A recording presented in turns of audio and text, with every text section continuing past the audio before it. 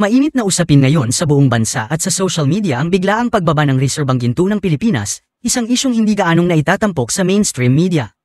Ayon sa mga ulat, patuloy umano ang pagbebenta ng ginto sa ilalim ng Administrasyong Marcos na nagresulta sa pagbaba ng reserba ng bansa ng 15%. Kamakailan, nag-viral sa social media ang isang post mula sa Esquire Money kung saan binanggit na habang pinalalakas ng ibang bansa ang kanilang reserbang ginto, ang Pilipinas ay nakapagbenta na ng halos 25 tonelada sa unang 6 na buwan ng 2024.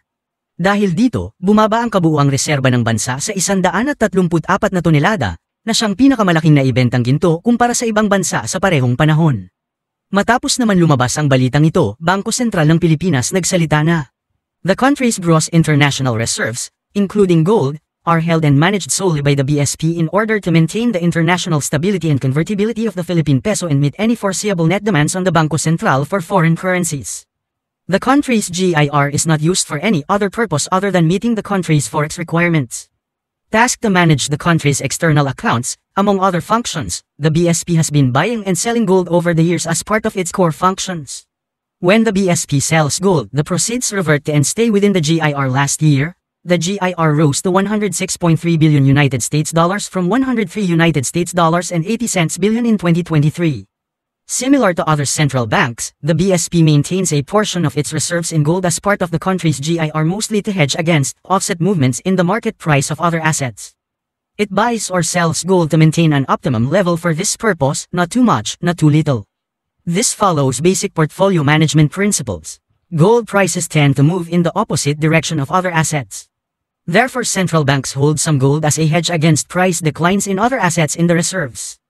However, gold prices can be volatile, earns little interest, and has storage costs, so central banks don't want to hold too much. Nagoy, isyo simple lang. Ang usa ka nasod naanay pundo niya nga gold ba?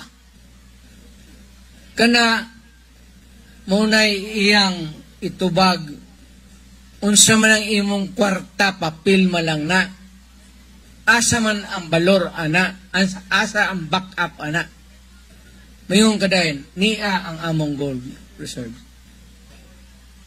Kaya namo mopalit og asa magnegosyo kay naami gold ug naay balor among kwarta.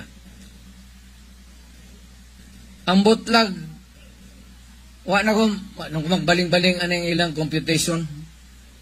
Ang atong gold karon nahurot og baligya. So kanang imong papel gigunitan nga bugat kaayo ni ato kay daghan ta gold reserve. Gaana kaayo na hantod nga wa nay nasod muhatag o di na mo honor ana kay wa na nay balyo. Ang unang gikawat ni Marcos ang atong gold reserves. Sige, mobitaw nang ni ako. Actually, suko ko putang ina nila. Sige yan nagbaligya ang atong gold, hantod karon gamay na lang kayo. So unsao na lang pagtindog ang atong ekonomiya pag-abot sa panahon, masirip nila nga wala na tay backup sa atong kwarta. Importante na kanang nasod na ana, mungulit sila gold kita nato, muni among pundo, o muni balor sa among kwarta. O sige. Nawala na kay gasigihan o baligya. Wa ta mahibaw pilay baligya o kanosa. Muunay na kung putang inan diha nga wa ta mahibaw. Wa ta kahibaw ang gold diin gibaligya og pila.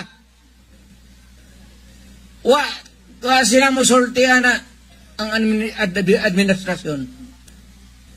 Kada dapat public na, kay public issue, public property, public money. And yet, ingnan tamo, padoong na siya sa pagka-dictator eh. Padoong na siya dito, di na magbaling-baling, o ingno ni mo, hoy, hay naman tong among gold, di man ni mo galiga, pilay imong halin. Wala na. They don't bother to answer, and they don't bother really to give a statement to the Filipino people. Lisod na. Perting lisura na. Muna yung una, karong pinakaadla, mga pobre kita ni.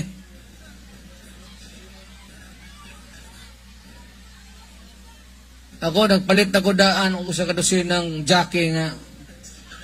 Kaya nga akong daan, luag na. Usay maglakaw ko ni ana sa ang garten, ni ana sa akong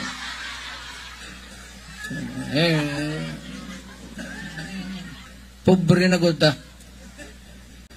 So, napagos ko ani karong pagkampanya para anaon yun sila. At least kinahanglan mudaog nining kadaghanan nila ikaduhang rason o ngano ang boto nila sa Senado critical tungod si Inday. Ilang ang gustong tangtangon si Inday. Pamulitika ba? Kay pagkahuman god ni Marcos, ug manaog siya, ug di siya magdiktador, may naagi ikapuli. Wala sila ikapuli o ang kontra nila si Inday. Why pildi si Inday? Ug mo daw. So, karon pa lang gusto nilang piangan. Munang samo ko.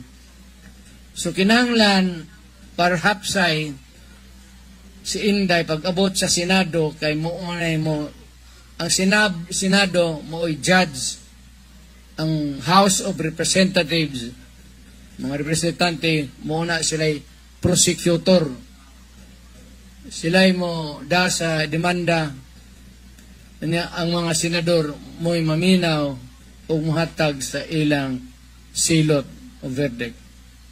So kinahanglan ni Inday manaog na silang tanan para masiguro nga dili siya pag-abot sa Senado maalkanse.